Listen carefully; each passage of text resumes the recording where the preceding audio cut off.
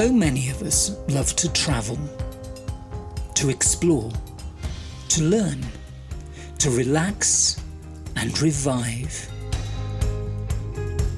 As the world reopens, we all have an incredible opportunity to change and reset tourism to be more sustainable. TLC Global looks forward to a new tourism approach using the Harmony Golden Ratio, created with the help of the Harmony Institute to reduce our impact when we travel. It's an approach that values the best things in life, yet is mindful of our footprints. Whether flying or driving, or the places we stay, we can know the true cost of our travel by becoming aware of what we need to put back. When you travel, you can be in harmony with nature and protect local culture and heritage by asking yourself or your destination to measure, reduce, offset your impacts on the climate, biodiversity, the environment, and people. Together, we can be more responsible custodians of our world and give it a bit more TLC.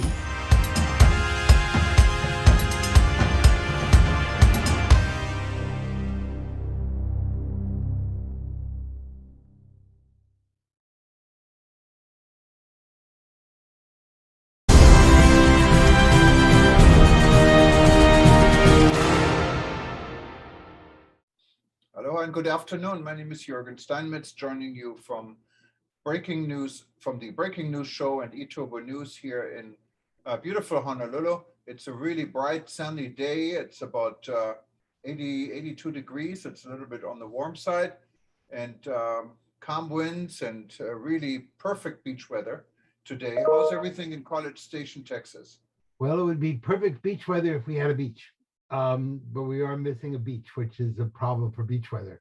But it's a little cooler today. It's only 99, which is 40 degrees on the Celsius scale. So that's a little bit cooler. We kind of have a cold front right now. It's today and tomorrow and the next 3 days, it'll be just about 99 or 100, which is ironically cold. It's not really cold, but and it's hot, somewhat humid. And if you're smart, you don't walk out in the middle of the day. The old famous saying, only mad dogs and Englishmen are out in the noonday sun, may not be true for the Englishmen, but it may be true for people in the center of the United States in places like Texas. It's not very smart to be walking when it's this hot outside and the sun is that bright. And it's, of course, it's important to drink water during days of heat. We're lucky here in Hawaii because the temperature doesn't fluctuate very much. It's about the same all year around here, but we don't really get 100 degrees temperature. So that's... Yes, I know. Hawaii really, that's one area where Hawaii really is outstanding. Of course, the problem is getting to Hawaii is not so easy right now because of the airline industry and all the problems that are taking place with hundreds of flights being canceled, prices going to the roof. And this is not only a problem in the United States, it's also a problem in Europe and other parts of the world. And there are a lot of reasons for this. One is that governments insisted that if you were not COVID vaccinated, you could not work as an air controller. And so there's now a dearth of air controllers, and there's a dearth of pilots, and there's a dearth of plane crews. So that it's not that they don't have the planes, they don't have the people to fly the planes. And it's not only not the people to fly the planes, of course, that's the most important part, but airports have real issues with catering. We did a story not too long ago on LSG in San Francisco, where they couldn't get the water and the beer coming in from Europe.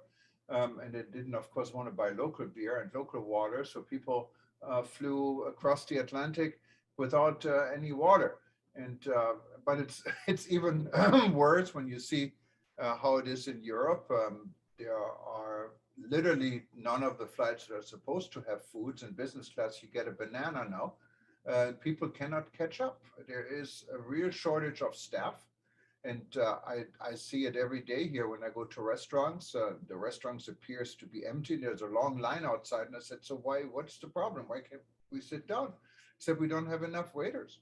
Yeah, yeah. That and part of that is actually a recurring from two parts from COVID.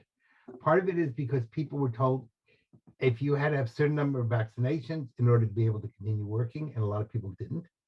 And then the other side of that is the government was giving out lots of free money, and a lot of people said, you know what, I can make more money staying at home, and I'm not paying taxes on it than if I'm going to work, and I'm paying taxes on it. So we have a huge exodus of people from work. They don't want to work, and therefore, wherever you go, certainly in much of the United States, it's employees seeking employees, employees needed, please apply for a job. But that really impacts tourism because tourism is such a dependent industry when it comes to employment, and it's a service industry. And if you don't have people to give service, you don't have an industry.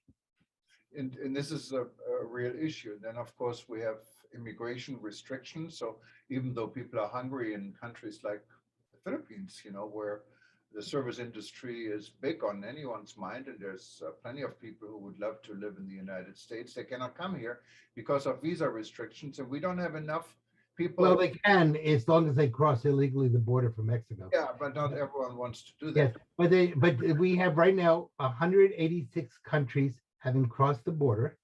We have this year will be over 2 million illegal immigrants.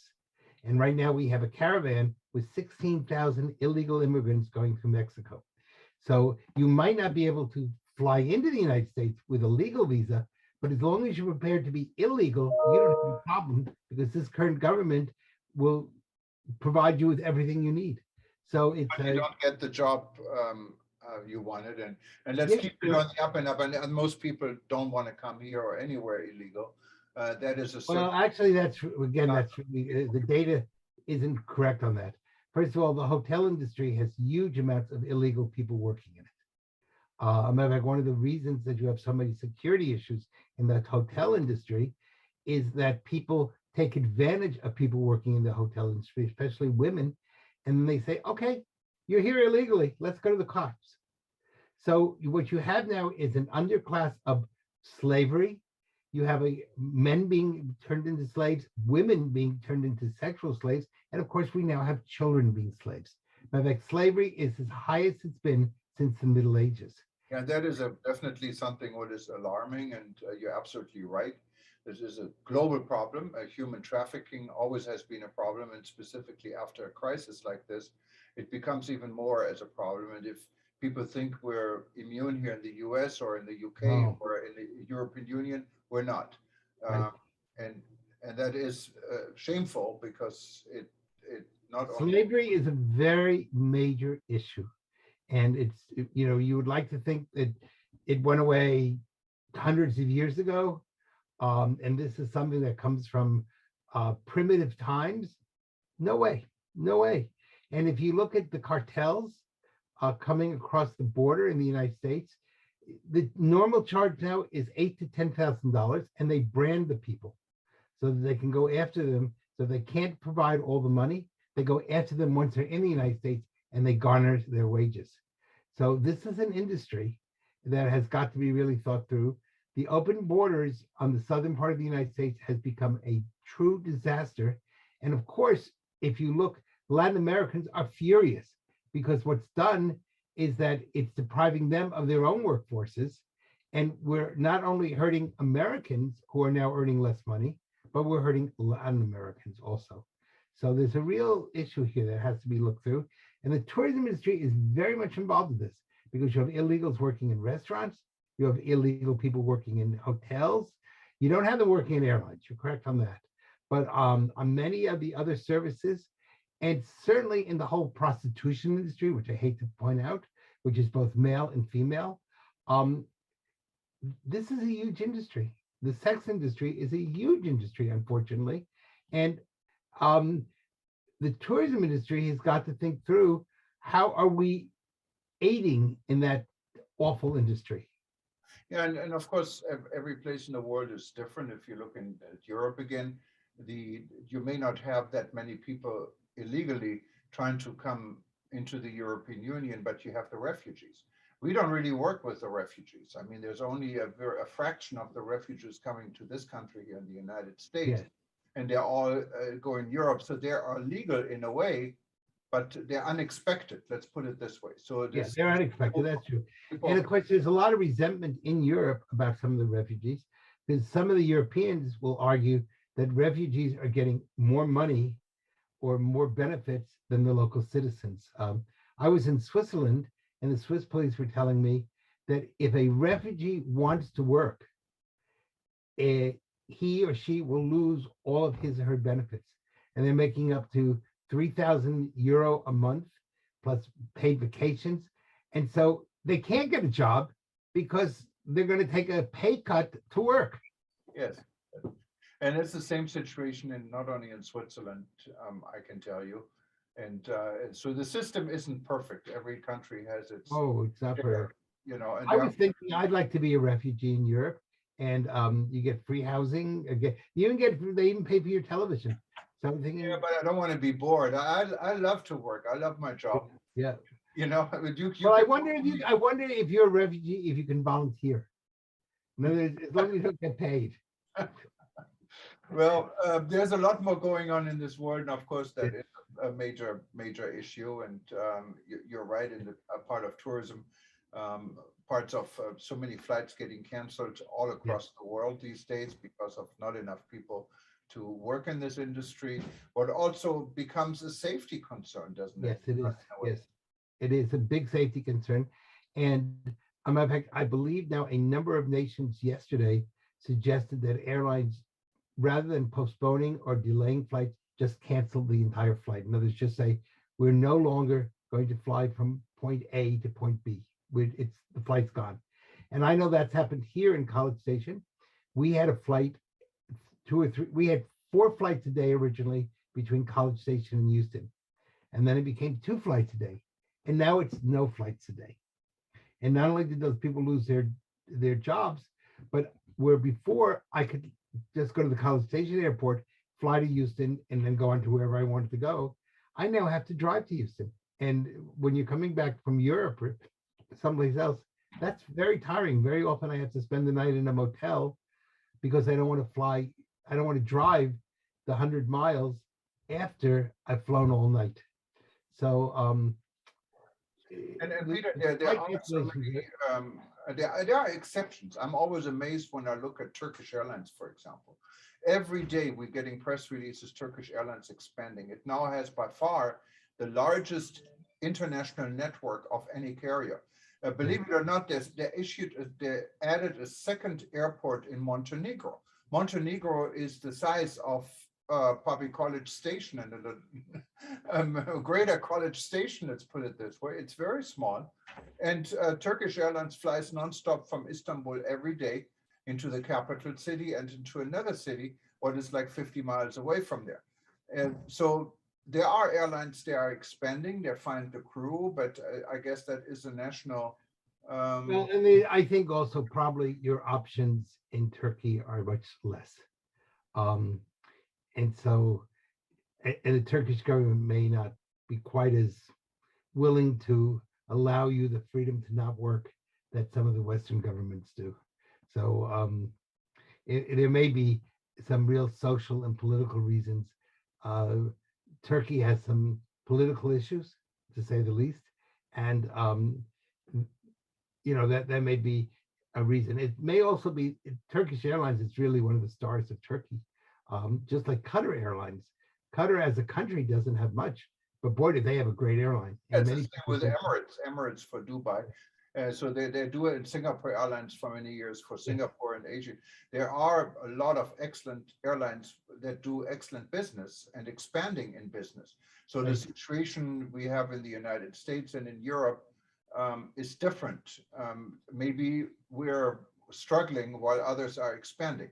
I understand China has huge problems in getting enough pilots to fly uh, in China, so they have the same problem or even worse than what we have here. So every country is different, but it looks like really the 3 or 4 major carriers that are known for transit travel. So it's not like people going specifically to Turkey, Qatar or Doha or Dubai or Abu Dhabi.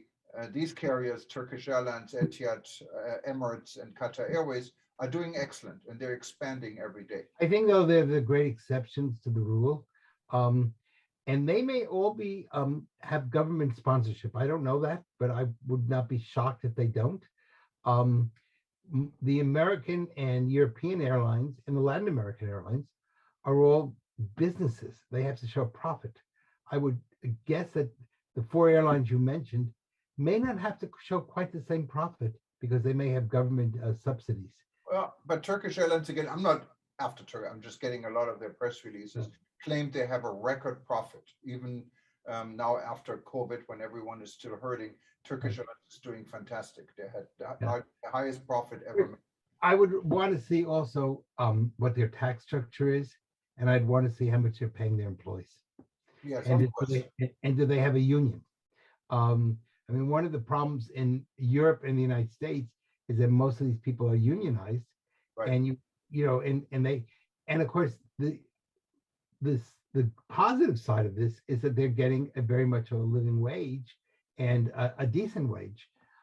On the negative side, it costs the corporation a lot of money.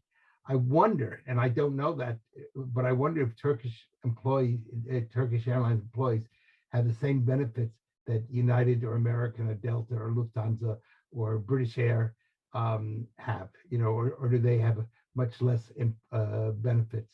I know that I've been on Lufthansa, and their employees are very much regulated by union regulations. Yes. I had an eye problem a few years ago, and I couldn't lift above my head. And I asked the flight attendant if he would put it in the overhead for me. And this was a big, strong guy. I mean, he wasn't, he had lots of muscles, etc. He could have lifted this with his pinky. And he looked at me and said, "I'm really sorry, sir, but the union regulations do not allow me to lift anything for a passenger." And I had to have 2 ladies who were next to me. "They will help you, sir." So, and I don't think he was trying to be mean. I think those probably were union regulations. They may not exist on Turkish Airlines. Yeah, and I mean, we're talking about Lufthansa, and Lufthansa is the Lufthansa Group. It's not only Lufthansa, it's Swiss Air, it's Austrian Airlines, and Sabina or Air Brussels, I think it's called now.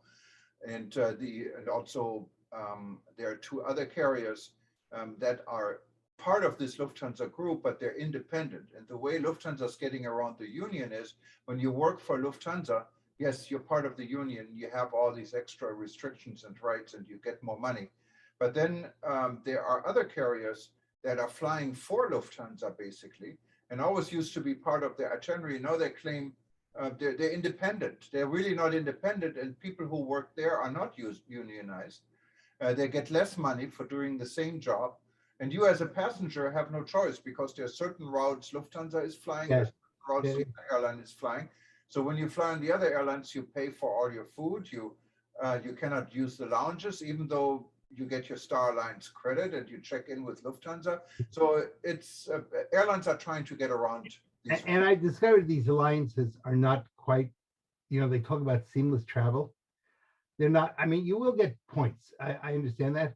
But I was recently on, one Star Alliance versus another Star Alliance, and they don't recognize each other's seatings, and their computers aren't compatible. And the argument that this is seamless travel between 16 airlines just isn't true.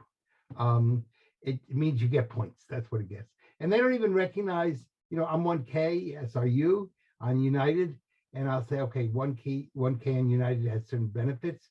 And they'll say, that's true, go on United. But if you're on another Star Alliance, you get a free extra back, which I don't need, but there it is. So I think that's a real issue in airlines. And I think the other issue that we're going to see, and we have to really think a lot about this in the tourism industry, and that is the issue of the main economic problems that we're seeing more and more. And the United States, which is really the American stock market impacts the world stock market. We're definitely now in a bear market. We've had 3 major drops of over 500 points a day. Today wasn't too bad, it was only 200, but that's 500, 500, 500, 200. So it's the cumulative effect. I saw an article today in CNN and another article in the New York Times advising people to keep 5 years worth of cash so that they don't have to sell any of their stock, and saying if you can postpone travel, if you can postpone other non-necessity items with inflation, which is not running, the government says 8%, but it's really 18% if we're lucky. With high inflation, California is now up to $8 a gallon, and I don't know what it is in Hawaii, but it's probably, you guys will get up there too soon. And that means airline fuel is going to go up, diesel fuel is going to go up. You know what? People are going to need that money for basic essentials before they get on a plane. So that's going to be a big issue for the tourism industry. Yeah, and maybe the airline industry is hoping for this because right now they cannot handle the demand for passengers. So we see where this goes, and the world isn't all that peaceful and organized with the ongoing war in Ukraine. And so which is not ending so quickly. And of course, now the big fear is this is the time when the grains should be leaving the Ukrainian ports, and they're not. And therefore, they're talking about major issues. And the Ukraine is kind of the breadbasket of Europe. And if Ukraine cannot export its wheat and other products, that's going to be a big issue when it comes to food. And then to add to that, the United States has made recently a very stupid decision to add more ethanol to gas. Not only does that ruin car engines, it does nothing to hurt, it's to help the environment. And we're now burning our one food source. So when corn becomes more expensive, beef becomes more expensive, poultry becomes more expensive, lots of meats become more expensive. And that's, so the US government's decision to put more ethanol into gas is going to really impact the world's economy, and especially the poor are going to suffer terribly from it. Well, we don't know where it is. Now, when it comes to travel today, Israel issued travel warnings against Turkey. So what's the background on this one? You always know when it comes to Israel, I guess. Well, the issue is that Iran has said that it might, Israel and Turkey are working together, which is good news. Iran has threatened to kidnap tourists, and Israel has said that there may be some real issues of safety for not only Israeli tourists, but other tourists in Turkey. And so we don't know what's going on in the real background between, we do know that Israel and Turkey are working together. The Turks claim that they've stopped 2 or 3 Iranian plots to try to kidnap tourists. And of course, this would also deal with the whole nuclear power struggle that's going on, the fact that President Biden is going to Saudi Arabia and Israel in July, and of course the lack of energy, and the fact that the people pushing the Green New Deal have now caused major fuel crises without any substitutes other than saying transition or suffer. And so governments are really caught in a situation, and some of the rogue countries like North Korea and Iran, this is really to their advantage. And Turkey has woken up to this and now realizes that a lot of the people who are pushing for green energy, etc., are really doing more harm than good because they don't have substitutes. They just talk about it. Most people don't realize how much energy it takes to run a windmill, how much energy it takes to, solar doesn't take that much energy, but it's highly independent. The one country that's really doing well with energy is France. And the reason France is doing well is because they use nuclear. You compare Germany to France, we're more or less sort of the same size, you know, within comparative levels. France is doing much better than Germany. Germany got rid of its nuclear power, and France went to nuclear power. And nuclear power is the one form of clean energy that maybe we need to go back to think about again. Did extremely well in the earthquakes in Japan. Um, and that's something the tourism industry is also going to think through. If we don't have reliable energy, everything else is going to collapse. And of course, the situation is very fluent. It changes every day. And there are natural disasters coming in between, disturbing whatever trend we're in. And now there's a political disaster, what's a war, what was unexpected. And of course, all these plans that have been made are kind of becoming very fragile or even impossible. And that war is not going to end. It does not appear at this moment. Now, tomorrow we might be realize what a stupid statement we just made. But as of today, it looks like that war is going to go on not only to the end of this year, it may go on to the end of 2023. So it's going to be very unfortunate. And I agree with you. This is far from being over. And we have to watch it because it still has the potential of becoming a global threat. Yes, and even if it's not, I mean, just the fact that probably by the end of this year, Odessa may be destroyed. And Odessa was really one of the pearls of the Black Sea.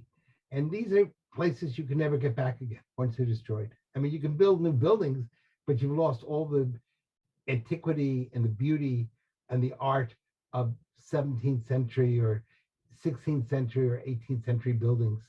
And instead you get steel and glass monstrosities.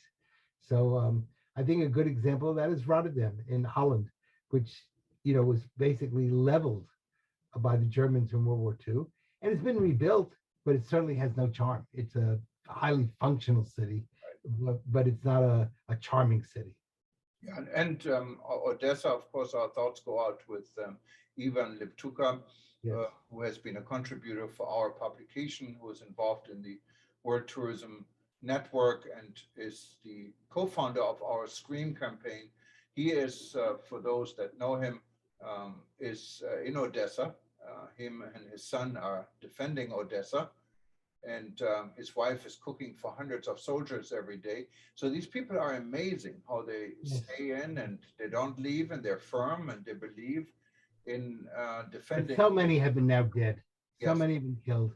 So many, you know, we see the stories of resistance, and we have to have great pride in those people. But, you know, we're not looking at the number of wounded, the number of dead, and the terrible price that's being paid, one by Ukraine, two maybe by Russia, and because so many of their soldiers have died, and three by humanity, because in a sense, when you have a war like this, it makes us all a little bit less human. Yeah, and it's not, and unfortunately, it's so easy to say it's the Ukrainian, it's the Russians. I can tell you, I have friends on both sides of the camp, and I love both of my friends from wherever they are. And it's not the people. And I know that Russians and Ukrainians are still friends. They're still talking. Obviously not the soldiers that are coming in and destroying their thing, but there is so much connection between these two countries. It's such a shame that this is happening. And we just wish them the best, and we hope the situation can be. Of course, a lot of the fighting is now where you don't see the people. You just shoot a missile from far away, or you drop all sorts of bombs, and you have no relationship to the people you're killing. So it's a very, very tragic situation. The world is in a very rough position. Hopefully there will not be a war in Asia, but we don't know. If China is not going to take advantage of this chaos and invade Taiwan, which would add a whole new wrinkle. Yeah, let's not even speculate on this one. We just hope this world, because peace and tourism goes together, as we always believe, and it's an important factor for tourism to function is peace. Yes, and tourism can help. About peace, because when you might want to end over the weekend. I'm going to be in Cancun, in Mexico, working with the government of Cancun and with many of their entrepreneurs. And Cancun is really looking for a rebirth. And one of the things they understand is they will not have good tourism if they don't have good tourism security. So I'm going to be working with Cancun in developing a new center to take care of tourists, a center of good training for the Cancun police, so that they have some idea about tourism security and making sure that when visitors come to Cancun, the only thing they have to worry about is maybe getting a sunburn. And that's on the tourist. But I'm really very proud that Cancun is now looking at ways to assure that when people come there, they're going to be safe. And that's part of the whole rebirth of Mexican tourism. Yeah, and to be honest, I mean, there is really no choice because Cancun is a great destination. I've been there. I've attended the WTTC conference last year, and it's living and it's breathing tourism. And without security, this industry will be dead. And people are going to be out of jobs. Businesses are going to close. So they really don't have a choice. So it's I'm glad. We see an example of that in Mexico, in Acapulco, where Acapulco has basically done nothing for their security, or very little. And other than people from Mexico City who spend long weekends in Acapulco, the city's tourism has died and the economy has collapsed, and you have tremendous poverty. So I think Cancun has learned that important lesson, and is not going to allow the Acapulco factor to impact them in Cancun. And good for Cancun. Well, Peter, I think we covered the world. Yes, we did. So, and I hope this week the stock market will recover. I know you got a lot invested there. Well, we all do, and you know, in the tourism industry is very dependent on the stock market, and it's dependent. And the last thing the world needs is for the United States to go into a recession, because that will hurt everybody. And as you probably know, the other part that's going to be interesting is the Federal Reserve, which is the Bank of the United States, is meeting tomorrow, and they're talking about a 0.75 increase in interest rates. And that means that housing is going to become more expensive. Everything will become more expensive in the United States starting tomorrow. And that's going to fuel inflation. And inflation is a killer for tourism. Right. Well, the news really hasn't been that great. No. The last few years. I mean, the encouraging part is that tourism is coming back. Besides everything, and just we have to just see how resilient tourism can be. And I know a lot of people have been working for resilience, and let's see how successful this is. But Peter, nice having you on this show again. It's your and my show. And so nice having you on the show again also. Yes. And take care and stay cool. Yeah, and anyone who wanted to be part of the show and see if we can include you with an interview, we now have a website where you can apply for this. Just go to breakingnewseditor.com/invitation, breakingnewseditor.com/invitation. When you fill this out, keep in mind, it's not an automatic guarantee. We're just going to look through this and make sure that your contribution is in line of what we're doing, and also would be interesting for our listeners. But you can easily do this and give us more details what you wanted to say and how you want to be part of our show. Anyone who wanted to look at events in the past, just go to breakingnewsshow.com or to our YouTube channel.